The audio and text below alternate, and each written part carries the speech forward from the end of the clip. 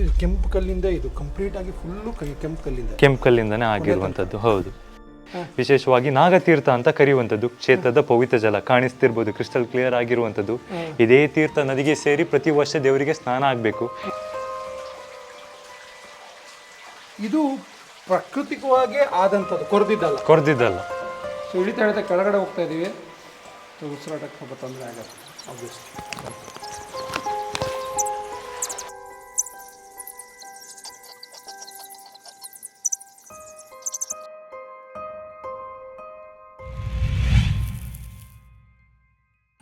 ಸುಪಾರ್ಶ್ವ ಮುನಿಗಳು ತಪಸ್ಸು ಮಾಡಿದಂತಹ ಗುಹೆಗೆ ಬರಬೇಕು ಅಂತ ಇದ್ದರೆ ಕಮಲಶಿಲೆ ದೇವಸ್ಥಾನದಿಂದ ಹೊರಗೆ ಬಂದರೆ ನಿಮಗೊಂದು ಆರ್ಚ್ ಸಿಗುತ್ತೆ. ಆ ಆರ್ಚಿಂದ ಎಡಕ್ಕೆ ನೀವು ಕೊಲ್ಲೂರು ರೋಡಲ್ಲಿ ಸಾಗಿದರೆ ಕೇವಲ 2 ಕಿಲೋಮೀಟರ್ ದೂರ ಬಂದರೆ ಒಂದು ಅಪ್ ಸಿಗತ್ತೆ. ಆ ಅಪ್ಪ ಹತ್ರ ನಿಮಗೆ ಲೆಫ್ಟಲ್ಲಿ ಒಂದು ಬೋರ್ಡ್ ಇದೆ, ಗುಹಾಂತರ ದೇವಾಲಯಕ್ಕೆ ಕಮಲಶಿಲೆ ಆದಿ ಸ್ಥಳಕ್ಕೆ ದಾರಿ ಅಂತ ಒಂದು ಬೋರ್ಡ್ ಇದೆ. ಆ ಬೋರ್ಡಲ್ಲಿ ಎಡಕ್ಕೆ ತೆಗೆದುಕೊಂಡ್ರೆ ಕೇವಲ ಒಂದು 100 ಮೀಟರ್ ಬಂದರೆ ನೀವು ಈ ಗುಹಾಂತರ ದೇವಾಲಯದ ಎಂಟ್ರೆನ್ಸಿಗೆ ಬರ್ಬೋದು. ಸೊ ಇಲ್ಲಿ ಕಾಲಭೈರವ ದೇವರು ಸುಪಾರ್ಶ್ವ ಏನು ಮುನಿಗಳು ತಪಸ್ಸು ಮಾಡಬೇಕಾದ್ರೆ ಅವರಿಗೆ ಕಾವಲು ನಿಂತಿದ್ದ. ಸುಪಾರ್ಶ್ವ ಅನ್ನೋರು ಒಬ್ಬರು ರಾಜ. ಆ ರಾಜ ನಂತರ ದಿನಗಳಲ್ಲಿ ತಪಸ್ಸನ್ನು ಮಾಡಿ ಅವರು ಮುನಿಗಳಾಗ್ತಾರೆ ಅಂತ ತಪಸ್ವಿಗಳಾಗ್ತಾರೆ. ಅವರ ತಪಸ್ಸಿಗೆ ಯಾವುದೇ ಕಾರಣಕ್ಕೂ ಭಂಗ ಬರಬಾರ್ದು ಅನ್ನೋ ನಿಟ್ಟಿನಲ್ಲಿ ಶಿವನೇ ಕಾಲಭೈರವನ ರೂಪದಲ್ಲಿ ಇಲ್ಲಿ ಬಂದು ಅವರ ತಪಸ್ಸಿಗೆ ಕಾವಲಾಗಿ ನಿಂತಿರ್ತಾನೆ. ಹಾಗೂ ನಿಮಗೆ ಈ ಕ್ಷೇತ್ರದಲ್ಲಿ ಇನ್ನೊಂದು ವಿಶೇಷತೆ ಏನಂತ ಹೇಳಿದ್ರೆ, ಇಲ್ಲಿ ಹುಲಿ ಏನು ತಾಯಿಯ ಬ್ರಾಹ್ಮಿ ದುರ್ಗಾ ಪರಮೇಶ್ವರಿ ವಾಹನ ಹುಲಿ ಇದೆ, ಆ ಹುಲಿಗೆ ಚಳಿ ಆಗಬಾರ್ದು, ಹುಲಿ ಬೆಚ್ಚಗಿರಬೇಕು ಅನ್ನೋ ಕಾರಣಕ್ಕೆ ಇಲ್ಲಿ ಹುಲಿಗೋಸ್ಕರನೇ ಬೆಂಕಿಯನ್ನು ಹಾಕಿಟ್ಟಿರ್ತಾರೆ. ಆ ಬೆಳಗಿನ ಜಾವದಷ್ಟೊತ್ತಿಗೆ ಅದನ್ನು ನಂದಿಸಿ ಹುಲಿ ಇಲ್ಲಿಂದ ಎದ್ದು ಹೋಗುತ್ತೆ ಅನ್ನುವಂಥ ನಂಬಿಕೆ ಇದೆ. ಅದರ ಜೊತೆಗೆ ಸಕಲ ಚರ್ಮ ರೋಗವನ್ನು ನಿವಾರಣೆ ಮಾಡುವಂತಹ ನಾಗತೀರ್ಥ ಕೂಡ ಈ ಸನ್ನಿಧಾನದಲ್ಲಿ ಉತ್ಪತ್ತಿಯಾಗುತ್ತೆ. ಬನ್ನಿ, ಇವಿಷ್ಟನ್ನು ಕಥೆಯನ್ನು ನಾವೇನು ಶ್ರೀ ಕ್ಷೇತ್ರದಲ್ಲಿ ಕೇಳಿದ್ವಿ ಅದನ್ನು ಸಾಕ್ಷೀಕರಿಸೋಣ. ಆದರೆ ನಿಮ್ಮ ಎಲ್ರಿಗೂ ಆ ಕ್ಷೇತ್ರವನ್ನು ಸಂಪೂರ್ಣವಾಗಿ ಆ ಗುಹೆಯಲ್ಲಿರುವಂಥ ಎಲ್ಲ ಶಕ್ತಿ ದೇವತೆಗಳನ್ನು ಪರಿಚಯ ಮಾಡುವಂಥ ಕೆಲಸವನ್ನು ನಾನು ಮಾಡ್ತೀನಿ. ಬನ್ನಿ ಹೋಗೋಣ.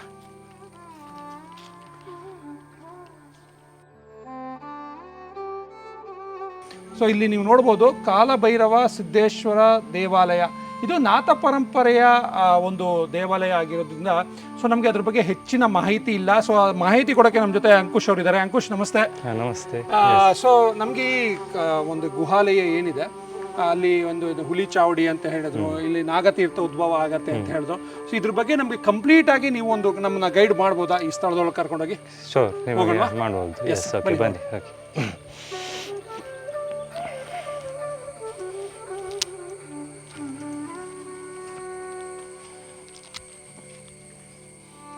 ಜಾಗ್ರತೆಯಿಂದ ಆರಾಮ್ಸೆ.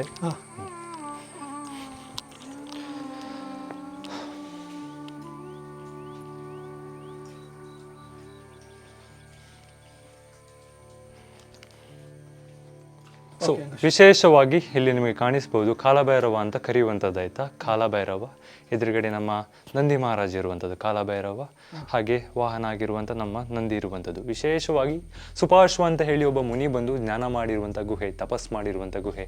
ಹಾಗಾಗಿ ಸುಪಾರ್ಶ್ವ ಗುಹಾಲಯ ಅನ್ನುವುದು ಉಂಟು. ಹಾಗೆ ವಿಶೇಷವಾಗಿ ಕಮಲಶಿಲೆ ಗುಹಾಲಯ ಅನ್ನುವಂಥದ್ದು ಉಂಟು. ಸೊ ಅನಾದಿ ಕಾಲದಿಂದ ನಾಥ ಪರಂಪರೆಯವರು ಪೂಜೆ ಮಾಡ್ಕೊಂಡು ಬಂದಿರುವಂಥದ್ದು, ಏನು ಯೋಗಿ ಪರಂಪರೆ ಅಂತ ಕರಿತೀರ. ಹತ್ತಿರದಲ್ಲೇ ನಿಮಗೆ ಆದಿಚುಂಚನಗಿರಿ ಆಗಿರ್ಬೋದು, ಇಲ್ಲಿ ಮಂಗಳೂರು ಹಾಗೆ ಹೋದರೆ ನಿಮಗೆ ಕದ್ರಿ ಜೋಗಿ ಮಠಗಳಾಗಿರ್ಬೋದು. ಇಲ್ಲಿ ವಿಶೇಷವಾಗಿ ನಾಥ ಪರಂಪರೆಯವರದ್ದೇ ಪೂಜೆ ಇರುವಂಥದ್ದು. ಕಾಲಭೈರವ ಅವರ ಆರಾಧ್ಯ ದೈವ ಆದ ಕಾರಣಕ್ಕೋಸ್ಕರ ವಿಶೇಷವಾಗಿ ನಾಥ ಪರಂಪರೆಯವರದ್ದೇ ಇಲ್ಲಿ ವಿಶೇಷವಾಗಿ ಪೂಜೆ ಇರುವಂಥದ್ದು. ನಮಸ್ಕಾರ ಮಾಡಿಕೊಂಡು ಇಲ್ಲಿಂದ ಈಗ ಮಹಾಕಾಳಿ ಕಾಲಭೈರವರು ಇಲ್ಲಿ ಪ್ರತಿಷ್ಠಾಪನೆ ವಿಶೇಷವಾಗಿ ಅದೇ ಒಬ್ಬ ಮುನಿ ಅದೇ ಹೇಳುವ ಹಾಗೆ ನಮ್ಮ ಸುಪಾರ್ಶ್ವ ಮುನಿ ಜ್ಞಾನ ಮಾಡುವಾಗ ಅವರ ರಕ್ಷಣೆಗೋಸ್ಕರ ಖುದ್ದಾಗಿ ಶಿವನೇ ಇಲ್ಲಿ ನೆಲೆ ಆಗಿರುವಂಥದ್ದಂತ ಅನಾದಿಯಿಂದ ಒಂದು ಕಥೆ ಇರುವಂಥದ್ದು. ಹಾಗೆ ಅಪೌರಾಣಿಕವಾಗಿ ಇಲ್ಲಿ ವಿಶೇಷವಾಗಿ ಪೂಜೆ ಇರ್ತದೆ. ಅವರ ತಪಸ್ಸಿಗೆ ಭಂಗ ಆಗಬಾರ್ದು ಅಂತ ಶಿವ ಕಾಲಭೈರವನ ರೂಪದಲ್ಲಿ ಪ್ರತಿಷ್ಠಾಪನೆ ಅಂತ ಹಾಗೆ ಹೇಳ್ತಾರೆ. ಹಾಗೆ ಓಕೆ, ಮುಂದೆ ಹೋಗೋಣ. ಎಸ್, ಓಕೆ, ಬನ್ನಿ.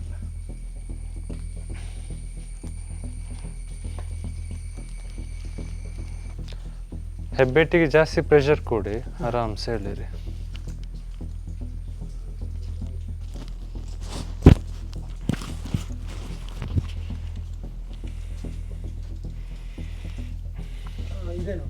ಎಸ್.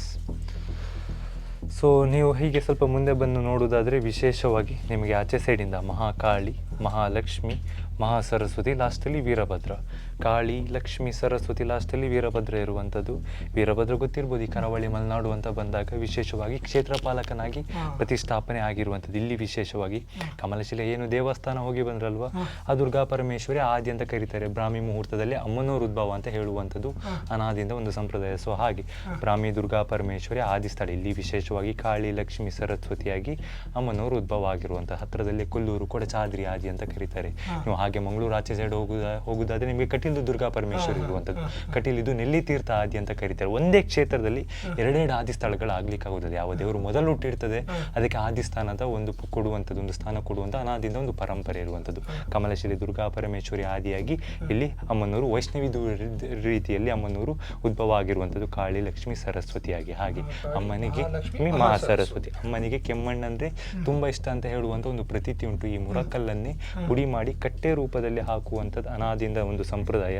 ನಂಬಿಕೆ ಏನಪ್ಪ ಅಂದ್ರೆ ಲಿಂಗದಲ್ಲಿರುವಂಥ ಶಕ್ತಿಗಳು ಮಣ್ಣಿಗೆ ಹೋಗ್ತದೆ ಅಂತ ಅನಾದಿಯಿಂದ ಪೂಜೆ ಪುನಸ್ಕಾರ ಎಲ್ಲ ಈ ವಿಶೇಷವಾಗಿ 9 ರಿಂದ 10 ಒಳಗೆ ಮುಗಿದು ಹೋಗಿಬಿಡ್ತದೆ. ತದನಂತರ ಭಕ್ತಾದಿಗಳಿಂದ ಯಾವುದೇ ರೀತಿಯಾದ ಹಣ್ಣುಕಾಯಿ ಸೇರುವುದಿಲ್ಲ. ಏಕೆಂದ್ರೆ ನಾಥ ಪರಂಪರೆ ಪೂಜೆ ಆಗ್ಲಿಕ್ಕೋಸ್ಕರ ಅದರದೇ ಆದ ಒಂದು ನಿಗದಿತ ಸಮಯದಲ್ಲಿ ಪೂಜೆ ಪುನಸ್ಕಾರಗಳು ಆಗಿ ಹೋಗಬೇಕಾಯ್ತಾ. ಸೊ ಹಾಗೆ ಇಲ್ಲಿ ಅಮ್ಮನವರು ಕಾಳಿ ಸ್ವರೂಪಿಣಿ. ಹಂಗಾರೆ ಇಲ್ಲೆಲ್ಲರೂ ನಾವು ಪೂಜೆ ಮಾಡಿಸ್ಬೇಕು ಅಂತ ಬರೋದಾದ್ರೆ ಬೆಳಿಗ್ಗೆ 9 ಗಂಟೆಯಿಂದ 10:10 ಒಳಗೆ ಪೂಜೆ ಆಗ್ತದೆ. ಯಾವುದೇ ರೀತಿಯಾದ ಪೂಜೆ ಇಲ್ಲ. ಯಾವುದೇ ರೀತಿಯಾದ ಪೂಜೆ ಆಗ್ಬೇಕಿದ್ದು ನಿಮಗೆ ಅಲ್ಲಿ ಭಟ್ರಿಗೆ ಮೊದಲೇ ಹೇಳಬೇಕಾಗಿ ಒಂದು ಆಗಿರುವಂಥದ್ದು. ಸೊ ಹಾಗೆ ಮಹಾಕಾಳಿ, ಮಹಾಲಕ್ಷ್ಮಿ, ಸರಸ್ವತಿ, ಲಾಸ್ಟ್ ಅಲ್ಲಿ ವೀರಭದ್ರ. ಓಕೆ, ನಮಸ್ಕಾರ ಮಾಡಿಕೊಂಡು ಬನ್ನಿ. ಅಮ್ಮನ ಆದಿಪ್ರಸಾದ ಈ ಮಣ್ಣಿನ ಹಾಗೆ.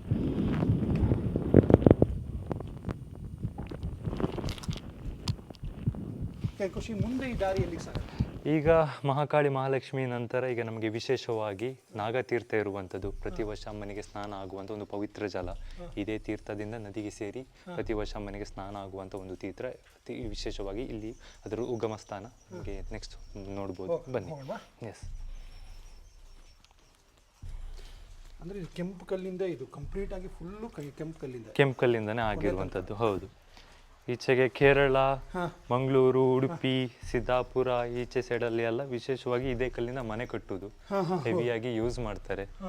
ಸೊ ಬೇಸಿಗೆಗಾಲದಲ್ಲಿ ಬಂದಾಗ ಅದು ರಿಯಲ್ ನಿಮ್ಗೆ ಓಕೆ ಆರಾಮ್ಸೆ. ಎಸ್, ಬೇಸಿಗೆಗಾಲದಲ್ಲಿ ಬಂದಾಗ ನಿಮಗೆ ಇದ್ರದ್ದು ವಿಶೇಷವಾಗಿ ಇದ್ರದ್ದು ಕೋಲ್ಡ್ ಅನ್ನುವಂಥದ್ದು ಏನಂತ ಗೊತ್ತಾಗ್ತದೆ. ಸೊ ಹಾಗೆ ಹೇಳಿದ ಹಾಗೆ ವಿಶೇಷವಾಗಿ ನಾಗತೀರ್ಥ ಅಂತ ಕರೆಯುವಂಥದ್ದು. ಕ್ಷೇತ್ರದ ಪವಿತ್ರ ಜಲ ಕಾಣಿಸ್ತಿರ್ಬೋದು, ಕ್ರಿಸ್ಟಲ್ ಕ್ಲಿಯರ್ ಆಗಿರುವಂಥದ್ದು. ಇದೇ ತೀರ್ಥ ನದಿಗೆ ಸೇರಿ ಪ್ರತಿ ವರ್ಷ ದೇವರಿಗೆ ಸ್ನಾನ ಆಗಬೇಕು. ಇಂಥ ಟೈಮ್ ಇಂಥ ಡೇಟ್ ಅಂತ ಹೇಳಲಿಕ್ಕೆ ಆಗೋದಿಲ್ಲ. ಇದೇ ಮಾರ್ಗದ ಮುಖಾಂತರ ಹೋಗಿ ದೇವಸ್ಥಾನ ನದಿಗೆ ಸೇರ್ತದೆ. ನದಿಯಲ್ಲಿ ವಿಶೇಷವಾಗಿ ಕುಬ್ಜಾ ನದಿ ಅಂತ ಕರೀತಾರೆ. ಒಂದು ಪಾಪಗ್ರಸ್ತ ನದಿ. ಅವಳನ್ನ ಪಾಪ ವಿಮೋಚನೆ ಮಾಡುವಂಥ ಕೆಲಸ ವಿಶೇಷವಾಗಿ ಈ ತೀರ್ಥ ಮಾಡುವಂಥದ್ದು. ಈ ತೀರ್ಥ ನದಿಗೆ ಸೇರಿಯೇ ಪ್ರತಿ ವರ್ಷ ಅಮ್ಮನಿಗೆ ಸ್ನಾನ ಆಗಬೇಕು.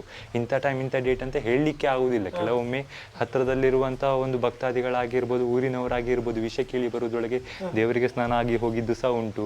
ತುಂಬ ವಿಶೇಷವಾಗಿ ಅಮ್ಮನಿಗೆ ಆಗುವಂಥದ್ದು ಒಂದು ವಿಶೇಷವಾದ ಒಂದು ಏನು ಕ್ರಿಯೆ ಅಂತಲೇ ಹೇಳ್ಬೋದು. ಇದು ನೀರು ನದಿಗೆ ಸೇರಿ ಪ್ರತಿ ವರ್ಷ ದೇವರಿಗೆ ಸ್ನಾನ ಆಗಬೇಕು. ವಿಶೇಷವಾಗಿ ಇಲ್ಲಿಂದನೇ ಉದ್ಭವ ಆಗುವಂಥದ್ದು ತೀರ್ಥ. ಇಲ್ಲಿಂದ ಏನು ನೀವು ಉಜುರು, ವರ್ತೆ, ಸ್ಪ್ರಿಂಗ್ ವಾಟರ್ ಅಂತ ಕರಿತೀರಲ್ಲ, ಹಾಗೆ ಅದೇ ಮುಖಾಂತರ ಇಲ್ಲಿಂದ ನೀರು ಉದ್ಭವ ಆಗಿ ಹೀಗೆ ನದಿ ಕಡೆಗೆ ಹರಿದು ಹೋಗ್ತದೆ.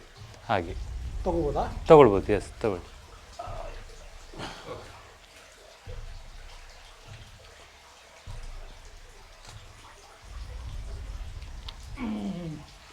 ಸ್ವೀಟ್ ಆಗಿದೆ ಆ್ಯಕ್ಚುಲಿ. ಇಷ್ಟು ಕ್ಲಿಯರ್ ಆಗಿ ನಮಗೆ ಬೆಂಗಳೂರು ಕಡೆ ಎಲ್ಲ ಹೋದ್ರೆ ನೀರು ಸಿಗಲ್ಲ. ಆ್ಯಂಡ್ ಮೋರ್ ಓವರ್ ಇದು ಇಷ್ಟು ಪ್ಯೂರ್ ಆಗಿದೆ ಅಂತ ಹೇಳಿದ್ರೆ ಅಷ್ಟು ರುಚಿ ಇದೆ. ಅಂದರೆ ಏನೋ ಸ್ವೀಟ್ನೆಸ್ ಆ ಬಾಯಲ್ಲಿ ಆ ಸ್ವೀಟ್ನೆಸ್ ಹಂಗೆ ಉಳ್ಕೊಂಡಿದೆ. ಆ್ಯಂಡ್ ಪವಿತ್ರ ಜಲ ಆಗಿರೋದ್ರಿಂದ ಅದಕ್ಕೊಂದು ಆಬ್ವಿಯಸ್ಲಿ ಒಂದು ಶಕ್ತಿ ಇದ್ದೇ ಇರುತ್ತೆ. ಸರಿ, ಬನ್ನಿ ಮುಂದಕ್ಕೆ ಹೋಗೋಣ.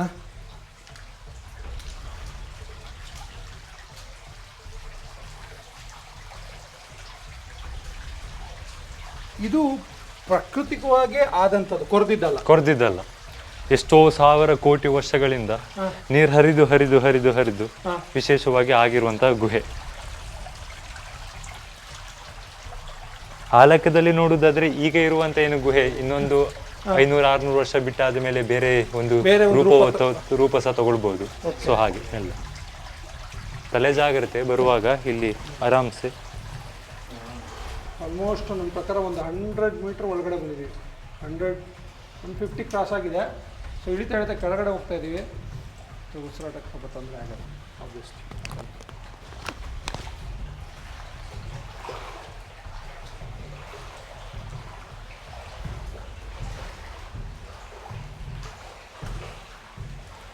ಇಲ್ಲಿ ಮೇಲೆ ದೇವರ ಒಂದು ಮೂರ್ತಿ ಇದೆ, ಬಹುಶಃ ನಾಗ ಅಂತ ಅನ್ಕೋಬಹುದು.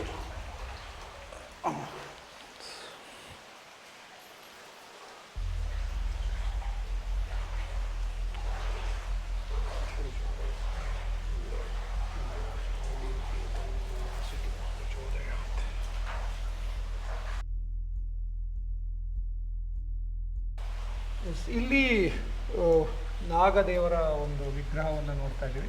ಏನಿದು ನಾಗದೇವರ ವಿಗ್ರಹ? ಸೊ ವಿಶೇಷವಾಗಿ ನಿಮಗೆ ಕಾಣಿಸ್ತಿರ್ಬೋದು ಆಚೆ ಸೈಡಿಂದ ಒಂದು ತಲೆನಾಗ, ಎರಡು ತಲೆನಾಗ, ಮೂರು ತಲೆನಾಗ ಮತ್ತು ಒಂದು ತಲೆನಾಗ ವಿಶೇಷವಾಗಿ ಪ್ರತಿಷ್ಠಾಪನೆ ಮಾಡಿರುವಂಥ ಶಿಲೆಗಳು. ನಾಗರ ಪಂಚಮಿಯಲ್ಲಿ, ಷಷ್ಠಿಯಲ್ಲಿ, ಜನ್ಮಾಷ್ಟಮಿಯಲ್ಲೆಲ್ಲ ವಿಶೇಷವಾಗಿ ಪೂಜೆ ಇರ್ತದೆ. ಅನಾದಿ ಕಾಲದಲ್ಲಿ ಗರುಡ ಒಂದು ಯಾಗ ಮಾಡ್ತಿರುವಾಗ, ಸರ್ಪಯಾಗ ಮಾಡ್ತಿರುವಾಗ ಗರುಡನ ಬೈಕೆಲ್ಲ ಹಾವುಗಳು ಅವಿತ್ಕೊಂಡಿರುವಂಥದ್ದಂತ ಅನಾದಿಯಿಂದ ಒಂದು ಶಾಸ್ತ್ರ ಇರುವಂಥದ್ದು. ಆ ಶಾಸ್ತ್ರದ ಮೇಲೆಗೆ ಇಲ್ಲಿ ವಿಶೇಷವಾಗಿ ನಾಗಶಿಲೆಗಳನ್ನು ಪ್ರತಿಷ್ಠಾಪನೆ ಮಾಡಿರುವಂಥದ್ದು. ಹಾಗೆ ಓಕೆ, ಒಂದು ಏನಾಗತ್ತೆ ಅಂತ ಹೇಳಿದ್ರೆ, ಇನ್ನೇನು ದ್ವಾಪರ ಯುಗ ಅಂತ್ಯ ಆಯಿತು ಅಂತ ಹೇಳುವಂತಹ ಸಂದರ್ಭದಲ್ಲಿ ಅರ್ಜುನನ ಮಗನಿಗೆ ಸರ್ಪ ಕಚ್ಚಿ ಸತ್ತೋಗ್ತಾನೆ. ಆ ವಿಷಯ ಅರ್ಜುನನ ಮೊಮ್ಮಗನಿಗೆ ಗೊತ್ತಾಗತ್ತೆ. ಅವನೇನು ಮಾಡ್ತಾನೆ, ಇಡೀ ನಾಗ ಸಂಕುಲವನ್ನೇ ಸರ್ವನಾಶ ಮಾಡಬೇಕು ಅಂತ ಹೇಳಿ ಒಂದು ಯಾಗವನ್ನು, ಸರ್ಪಯಾಗವನ್ನು ಮಾಡ್ತಾನೆ. ಆ ಸರ್ಪಯಾಗ ಮಾಡಿದಾಗ ಪ್ರಪಂಚದ ಎಲ್ಲ ಕಡೆ ಇದ್ದಂತಹ ನಾಗಗಳು ಬಂದು ಆ ಯಾಗದಲ್ಲಿ ಬೀಳ್ತಾ ಇರ್ತವೆ. ಆ ಸಂದರ್ಭದಲ್ಲಿ ನಾಗರಾಜ ವಾಸುಕಿ ತನ್ನ ಅಭಯವನ್ನು ಒಂದು ಏನು ಕೇಳ್ತಾನೆ, ನೀವು ಆ ಕಥೆ ನೀವು ಆಬ್ವಿಯಸ್ಲಿ ಕೇಳೇ ಇರ್ತೀರ.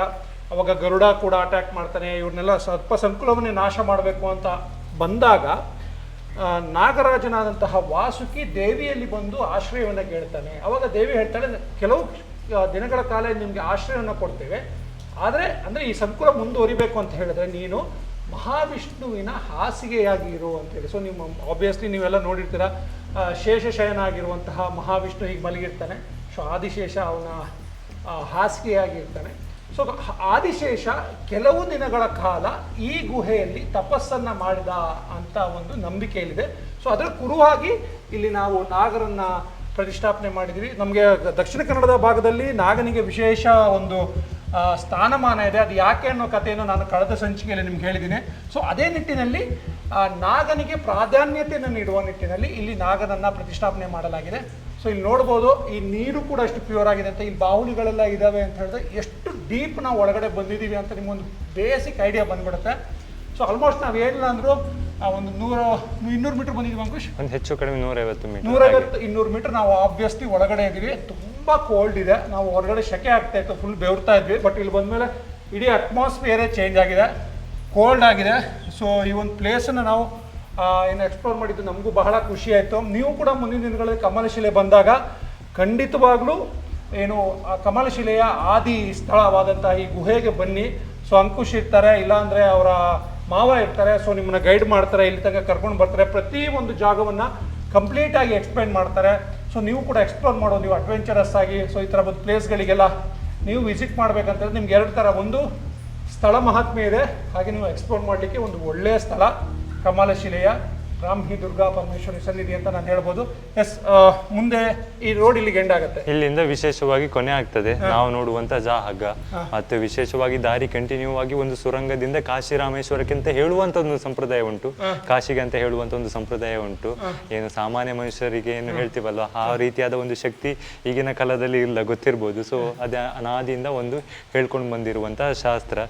ಯಾವ ರೀತಿಯಲ್ಲಿ ನೀವು ಯಾವ ದೃಷ್ಟಿಕೋನದಲ್ಲಿ ನೀವು ದೇವರನ್ನು ನಂಬ್ತಿರಲ್ವ ಆ ದೃಷ್ಟಿಕೋನದ ಮೇಲೆ ಬಿಟ್ಟು ಬಿಡ್ಬೋದು. ಯಾವುದೇ ರೀತಿಯಾದ ಒಂದು ಒತ್ತನಿಕೆ ಆದ ಒಂದು ಮಾಹಿತಿ ಏನಲ್ಲ ಹೇಳುವಂಥದ್ದು. ಅನಾದಿ ಕಾಲದಿಂದ ಹೇಳ್ತಾರೆ, ಏನು ಕಾಶಿಗೆ ಹೋಗುವಂತ ಒಂದು ದಾರಿಯದೊಂದು ಸುರಂಗ ಕಲ್ಪಿಸಿ ಕೊಡ್ತದೆ ಅಂತ ಒಂದು ನಂಬಿಕೆ. ಹಾಗೆ ಯಾಕಂದ್ರೆ ಎಲ್ಲಾ ಇಂಥ ಪುಣ್ಯಕ್ಷೇತ್ರಗಳಲ್ಲಿ ಒಂದು ಗುಹೆ ಇರುತ್ತೆ. ಆ ಗುಹೆಯಿಂದ ನಾವೆಲ್ಲ ಕೇಳಿದಾಗ ಈ ಗುಹೆ ಹೋಗಿ ಕಾಶಿಗೆ ಸೇರುತ್ತಂತೆ, ಗುಹೆ ಹೋಗಿ ರಾಮೇಶ್ವರಕ್ಕೆ ಸೇರುತ್ತಂತೆ, ಬಹುಶಃ ಇರ್ಬೋದು, ನಮ್ಗೆ ಗೊತ್ತಿಲ್ಲ. ಯಾಕಂತ ಹೇಳಿದ್ರೆ ಯಾರು ಕೂಡ ಅದನ್ನು ಧೈರ್ಯ ಮಾಡಿ ಎಕ್ಸ್ಪ್ಲೋರ್ ಮಾಡುವಂಥ ಧೈರ್ಯವನ್ನು ಮಾಡಲ್ಲ.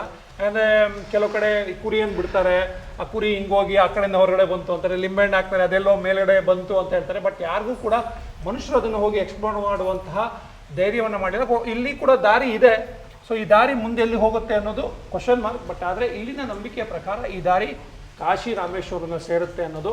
ಸೊ ಆ ನಂಬಿಕೆಯಾಗೇ ಇರಲಿ. ಆ ನಂಬಿಕೆಗಳಿಗೆ ನಾವು ಯಾವುದು ಚ್ಯುತಿದಾರರು ಬೇಡ. ಯಾಕಂತ ಹೇಳಿದ್ರೆ ನಾವು ಈ ಸ್ಥಳವನ್ನು ತೋರ್ಸೋಕ್ಕಷ್ಟೇ ಬಂದಿದ್ದೀವಿ. ಇದನ್ನು ಎಕ್ಸ್ಪ್ಲೋರ್ ಮಾಡಿ ಅಲ್ಲೇನಿದೆ ಇಲ್ಲೇನಿತ್ತು ಹಂಗೇನಿತ್ತು ಇದೇನೂ ಇಲ್ಲ. ಈ ಸ್ಥಳವನ್ನು ನೋಡಿದಾಗ ಗೊತ್ತಿಲ್ಲದೆ ನಮಗೊಂದು ಭಕ್ತಿಯ ಭಾವನೆ ಬರುತ್ತೆ. ಯಾಕಂತ ಹೇಳಿದ್ರೆ ಈ ಸ್ಥಳ ಪುರಾಣ, ಈ ಸ್ಥಳ ಮಹಾತ್ಮೆ ಆಗಿದೆ. ಸೊ ನೀವು ಕೂಡ ಮುಂದೊಂದು ದಿನ ಕಮಲಶಿಲೆಗೆ ಭೇಟಿ ಕೊಡೋದಾದರೆ ಖಂಡಿತವಾಗ್ಲೂ ಕಮಲಶಿಲೆಯನ್ನು ಭೇಟಿ ಕೊಟ್ಟ ನಂತರ ಕೊಲ್ಲೂರು ಮಾರ್ಗದಲ್ಲಿ ಸಾಗಬೇಕಾದ್ರೆ ನಿಮಗೆ ಸುಪಾರ್ಶ್ವ ಗುಹೆ ಸಿಗತ್ತೆ, ಏನು ಆದಿಸ್ಥಳ ಗುಹಾಲಯ ಸಿಗುತ್ತೆ, ಅದಕ್ಕೂ ಕೂಡ ಭೇಟಿ ಕೊಡಿ. ನಿಮಗೂ ಕೂಡ ಒಂದು ಒಳ್ಳೆ ಎಕ್ಸ್ಪೀರಿಯೆನ್ಸ್ ಆಗುತ್ತೆ ಅಂತ ಈ ಮೂಲಕ ಹೇಳೋಕ್ಕೆ ಇಷ್ಟಪಡ್ತೀನಿ. ಸೊ ಮುಂದಿನ ಸಂಚಿಕೆಯಲ್ಲಿ ಮತ್ತೊಂದು ವಿಶೇಷ ಸ್ಥಳದ ಪರಿಚಯವನ್ನು ನಿಮಗೆ ಮಾಡಿಕೊಡ್ತೀವಿ.